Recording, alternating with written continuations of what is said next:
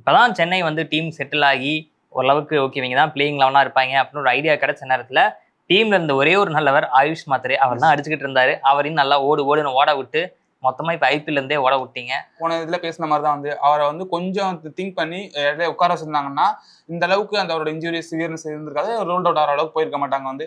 But இதெல்லாம் யார் think பண்ணா டீம் மேனேஜ்மெண்ட் அவங்க திங்க் பண்ணணும். அவங்க வந்து இதான் ஏன் இல்லைன்னா அந்த அவங்க திங்க் பண்ணல அப்போ இல்ல திங்க் பண்ணலன்னா வந்து ஆமா திங்க் பண்ணலாம் சொல்லி ஒத்துக்கிட்டு தான் ஆகணும் வந்து.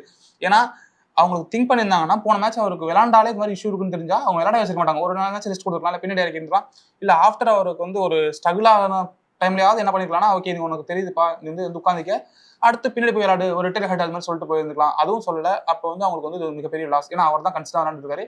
அவர் விளையாடும் போது அவரோட அந்த மாதிரி பிளேயரை இழக்கிறது வந்து பெரிய லாஸ் தான்.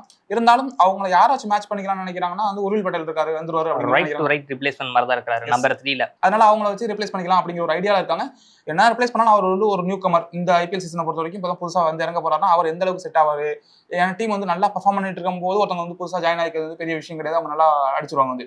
இந்த டீம் எப்படி இருக்குன்னா வந்து 3 மேட்ச் தோத்தோம், திரும்பி 2 மேட்ச் ஜெயிச்சோம், நல்லா கம்பேக் கொடுத்துட்டு வந்துட்டோம்னு நினைக்கும் போது என்னன்னா மறுபடியும் ஒரு தோல்வி. இப்போ திரும்பி என்னன்னா வந்து அதை மீட் எடுக்கிற இடத்துல அவங்க இருக்காங்க, மறுபடியும் வெற்றி பாதைக்கு திரும்ப வேண்டிய இடத்துல இருக்காங்க. அது எப்படி வந்து அதில் ஃபிக்ஸ் ஆவார் அப்படிங்கிறது வந்து கொஞ்சம் டவுட்டாக இருக்கு. எனக்கு எந்த சந்தேகமே இல்லை. ஆயுஷ் மாத்திரம் என்ன பண்ணாலும் அதை இவர் பண்ணுவார் அப்படின்னு தான் நினைக்கிறேன் நான். ஏன்னா எப்படியும் வந்து சிஎஸ்கே வந்து என்ன ஆனாலும் நாங்கள் பவர் பிளேயர் ஒரு விக்கெட் விட்டுருவோம் அப்படின்ற ஒரு குறிக்கோட இருக்கிறாங்க அப்படின்ற நேரத்தில் உருவில் பட்டியல் வந்து அந்த வாய்ப்பை பயன்படுத்தி நல்லா விளையாடுவார் அப்படின்னு நம்புறேன் நான்.